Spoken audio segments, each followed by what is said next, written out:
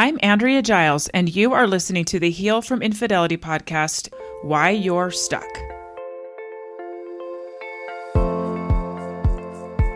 Hello, and welcome to the Heal from Infidelity podcast, where courageous women learn not only to heal from their spouse's betrayal, but to become the boldest, truest, most decisive, and confident versions of themselves ever. If you know there's more for you than the life you're currently living, but don't quite know how to get there, you are in the right place. Stick around to learn how to create a life that will knock your own socks off. Is it possible? It is, and I'm here to show you how. I'm your host, Andrea Giles. Are you ready? Let's dive in. I'm so glad you're here. Before I dive in, I have to tell you, I've got a cold. So if you hear me sniffle a little bit or if I sound stuffy, that's what's up with that. So I'm going to explain to you why you're stuck in a way that helps normalize your experience and lets you know that there's nothing wrong with you. You're not broken. Your brain's actually doing exactly what it's supposed to do. So what I'm going to start with is I'm going to share with you 3 different scenarios that I see a lot in my clients, and I want you to listen and see if you recognize yourself in any of these scenarios, okay? Okay, so we're going to start with scenario number 1. You found out about your spouse's infidelity, you know it's been going on for a while, and you have contemplated leaving many times, but you're so afraid to get it wrong. You don't want to deal with his emotions about you leaving. You don't even want to deal with your own emotions about it. You don't want to have sad kids, and you have a lot of fear. You don't know how you would take care of yourself financially. There's just so many unknowns that you don't have answers to, so you stay, but you feel terribly stuck. You might even be having people, well-meaning people, tell you that you should leave, but you still stay. That's scenario number 1. In scenario number 2, your spouse decides to leave the marriage and you wonder what you did wrong. You live with a lot of shame, fear, and doubt, and also you feel angry and mad at him a lot of the time too. You often go back and forth between the two, blaming him for the situation you find yourself in, and also feeling so much sadness and shame and guilt and doubt as you watch him build a new life without you. You feel small, insignificant, unwanted, and like a victim to his choices. You feel stuck. In scenario 3, you know there has been deception in your marriage, but you really have a desire to make it work. Although you feel good about staying, you still feel so much sadness and grief, and you're so afraid and untrusting most of the time. You don't know how you're going to trust again. You don't know how you're going to even trust your own judgment again. You hope and pray that he will change his behavior, that he'll do all the things that you think would make you feel better about staying. And you don't want to disrupt anybody's life. You want to just kind of keep going the way it's been and hope that things just get better. In the meantime, you feel really stuck. So do any of those resonate with you? Maybe parts of all of them? If so, I have really good news. It doesn't mean that you're broken. It means, in fact, that your brain is working exactly the way it's supposed to. Okay, let me explain. So our brains have been created to be really, really efficient and have a really great warning system for when we're in danger. It used to be that we were in physical danger a lot. So if you think of times of old, when people were hunting and gathering and literally putting themselves in harm's way all the time just to survive, being out where there are predators. If you got cut off from your tribe, it could literally mean death, right? Sometimes there are long periods of time where there was not enough food. And so if you were around food, you had to eat a lot of it, store a lot of it, figure out a way to prepare for future times when you wouldn't have food. Now, our brains haven't changed. Our brains still have primitive wiring, even though we live in a modern age. They have not been updated. And so our brains are always looking out for danger, but instead of looking for physical danger, most of us are not in physical danger hardly ever, right? Like real physical danger. So now our brains are looking for emotional danger. They're like hyper aware of emotional danger. And the thing is that signal that our brain gets that we're in emotional danger is the same signal that it would have given our ancestors of being in physical danger, like about to die. It feels the same. It's the same chemical release in our body. And so That is what's going on with you, okay? Your brain is sending you these signals and telling you that there's something terribly wrong and to go back to the cave. Go back, go back, go back. It's dangerous out there. You might get eaten out there. Okay, so now I want to teach you something about your brain. It's called the motivational triad. This is what has kept us alive, this motivational triad. So if you would pretend like you've got a piece of paper in front of you and you have a triangle drawn, I want you to think of these points of the triangle. One point is ease. One point is seeking pleasure, and the other is avoiding pain. Our brains love those things. We are motivated by these things. We're motivated to seek pleasure. We like ease. We like to avoid pain. And when we try to step outside of that, our brains are right there to tell us that something bad is going to happen. So this is habitual unconscious thought. These are the thoughts and the programming that have been with us for a really long time that we're not really even aware of. It's just there on autopilot. So I'm going to give you a few examples of how this looks.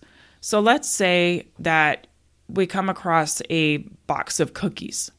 Our higher brain might say, no, we don't really need the cookies. But that lower brain, that motivational triad, is all about ease. It's all about seeking pleasure. And that voice is really loud. It's like, yeah, we need the cookies. We might not get cookies again soon. Let's eat the cookies. And oftentimes we cave to that. We get that quick dopamine hit. It feels good. And then later on, we might regret it, right? Let's talk about exercise. How many of us have started and stopped an exercise program? We can be so motivated and be like, yes, this time it's going to work. This time I'm really sticking to it. We get into it. We're sore. We get up early and our brains are like, wait, we don't really need to do this. It's easier to sleep in. It's easier to not have our bodies hurt. And so we give up. We do that again and again and again. Another example is having difficult conversations.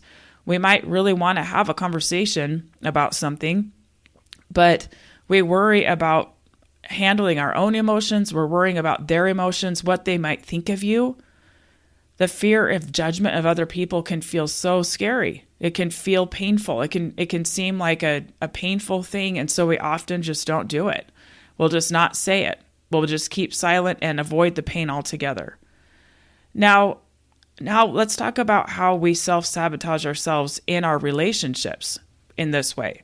So back in scenario 1, you know about the infidelity, right? You know that something's got to give.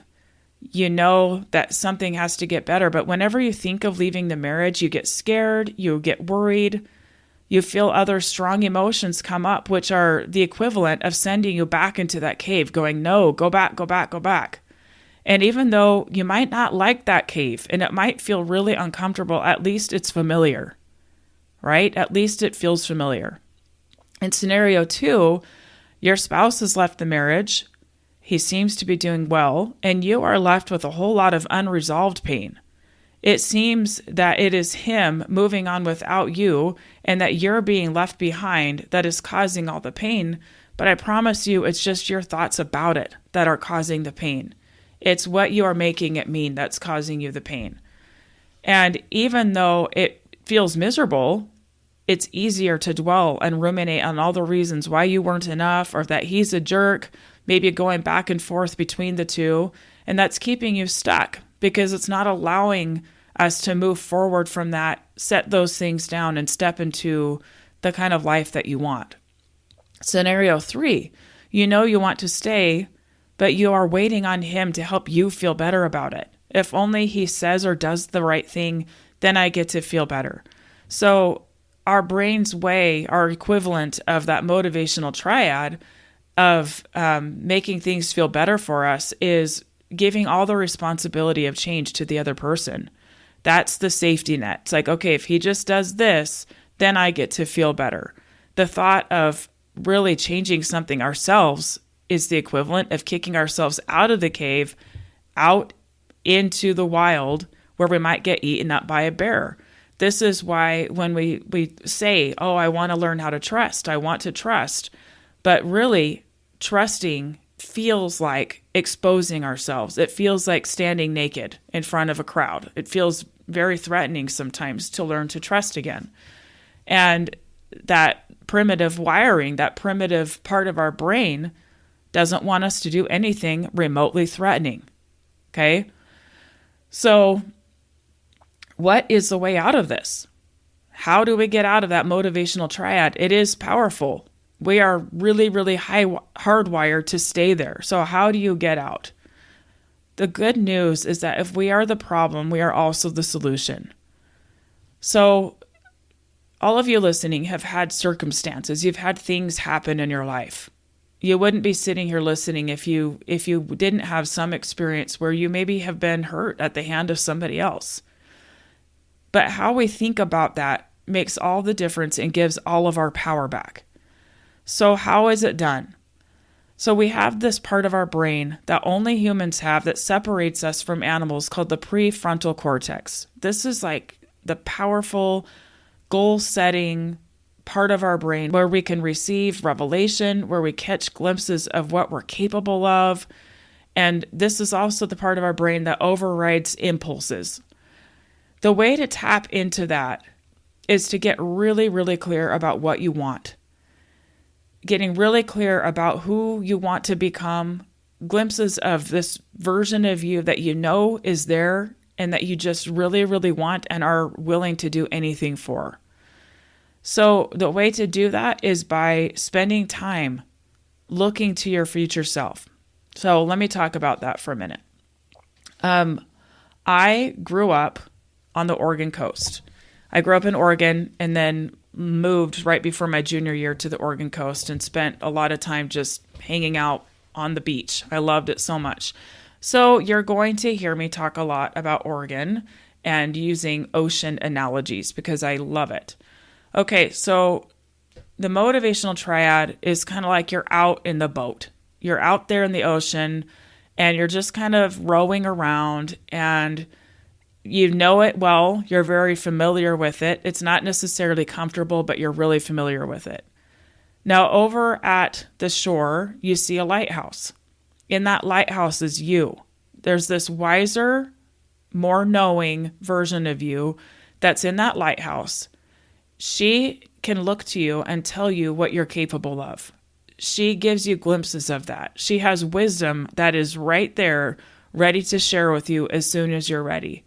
She knows what is best for you. Now, the way out of this motivational triad is really connecting with her, really connecting with the things that you want, the desires that you have, really reaching for them and stating them and owning them and claiming them. So you see this person out in the lighthouse and you catch a glimpse of what you are capable of, what life you're capable of. But in front of you, you see a whole lot of water. And sometimes that water is calm and sometimes that water is really, really choppy. But that person over there, this wise version of you, this is that prefrontal cortex that's like, what if I'm capable of this thing? What if I can change everything? What if I can achieve these goals? What if I can have a relationship that fills me with joy? What if I can handle going through this thing that scares me so much? What if my kids would be more resilient for this experience? And you're allowing that. You're looking there. You're feeling it. You're feeling from that future self what you might feel like once you already have it. And then you start to move. So I'll talk more about this in future podcasts, but our feelings are the drivers for the actions that we take, and the actions we take create our results. So if we're feeling stuck, what do we do when we're stuck? Not much, right? Often we hide, we pull back, we retreat. If we feel a different emotion like courage or like commitment or determination, we're going to show up in a different way. So that person in the boat, she's picking up her oars and she's going to start rowing. If there's a commitment to meeting that person that's over in the lighthouse, she's going to keep moving towards it. Sometimes the waves get super choppy and scary, and it might feel like you're going to get capsized at any time. And you hold on to that person over there that's saying, keep moving, keep moving, keep moving. It is an act of faith. It's an act of faith because we don't know exactly how it's going to look. We don't know what currents are going to come. We don't know who else might show up in a boat beside us. But all we know is that we're leaning into the trust of what is available to us in the future. So getting so clear about what we want and then why we want it is the way out.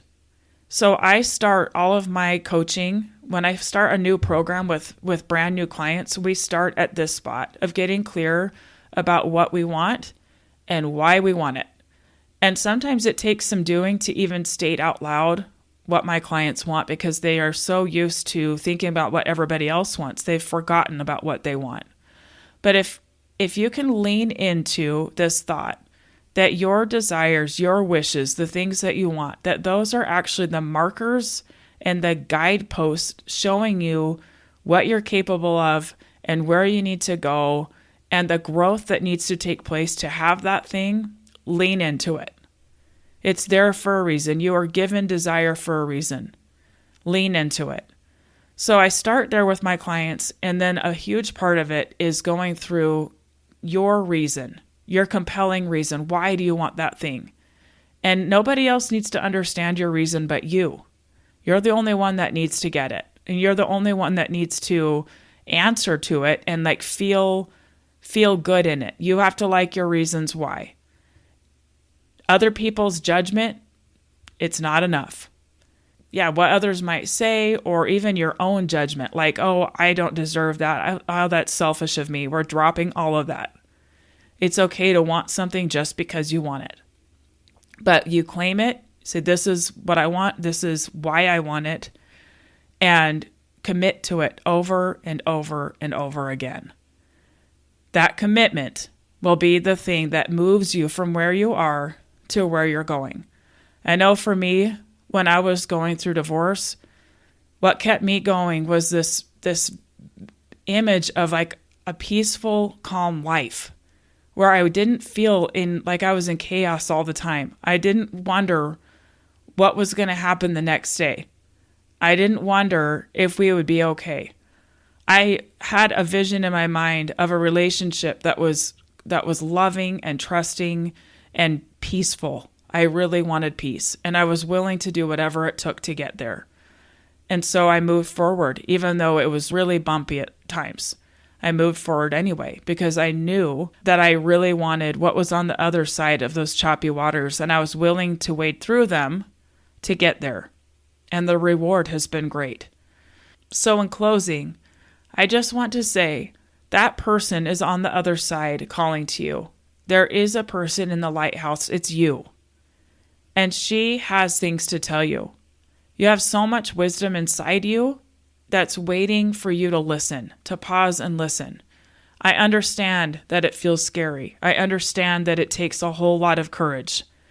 I understand that it feels easier to stay put. But what I want to challenge you with is this. You have so much in front of you if you will be willing to go through the discomfort of getting there. You have so much in front of you of growth, of happiness, of joy, and it takes jumping into those waters and moving. So with that, what can you do today? What's one thing that you can commit to? What feeling do you want to feel, and what action do you want to take from that can help you feel like you're moving forward? I don't care how small it is, one little thing that takes you out of the feeling of being stuck to the feeling of motion and movement. You are worth it. You're worth your own discomfort to create the life that you want. I promise you it's really good on the other side. I appreciate so much you being here. I will see you next week. And if you have friends or other people that you think would benefit from this, I would love it if you would pass it along. And even better would be if you would go in and give me a review and subscribe to my podcast. That's how other people find me. So thank you so much. I so appreciate you being here. Take care, and I'll see you next time. Bye. Thank you for listening to the Heal from Infidelity podcast. If you would like to be kept in the know about upcoming free classes, new podcast episodes, and other ways of working with me, go subscribe to my weekly email. You can subscribe at AndreaGiles.com/lies-about-infidelity/. Again, it's AndreaGiles.com/lies-about-infidelity/. I will see you next time.